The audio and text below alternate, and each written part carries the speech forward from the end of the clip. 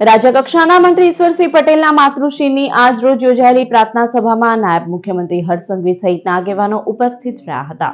રાજ્યકક્ષાના મંત્રી ઈશ્વરસિંહ પટેલના માતૃશ્રી શાંતાબહેન પટેલનું 95 વર્ષની વયે નિધન થતા પરિવાર દ્વારા પ્રાર્થના સભાનું આયોજન કરાયું હતું। વતન હાસોટ તાલુકાના કુડાદરા ખાતે યોજાયેલી આ પ્રાર્થના સભામાં રાજકીય, સહકારી, સામાજિક અને જાહેર જીવનના અનેક અગ્રણીઓ ઉપસ્થિત રહ્યા હતા। પ્રાર્થના સભામાં નાયબ મુખ્યમંત્રી હર્ષ સંઘવીએ હાજરી આપી હતી અને મંત્રી ઈશ્વરસિંહ પટેલ તથા તેમના પરિવારજનોને મળી સાંત્વના પાઠવી હતી।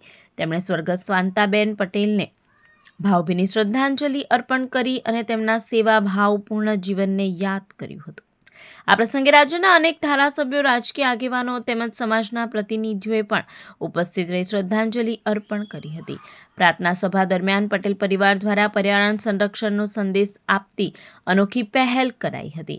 પ્રાર્થના સભામાં હાજર રહેલા લોકોને ચંદનના છોડનું વિતરણ કરાયું હતું। વડાપ્રધાન નરેન્દ્ર મોદી પ્રેરિત એક પેડ માં કે નામ અભિયાન અંતર્ગત કુલ 5000થી વધુ છોડનું વિતરણ કરી પર્યાવરણ પ્રત્યેનું ઉત્તરદાયિત્વ રજૂ કરાયું હતું।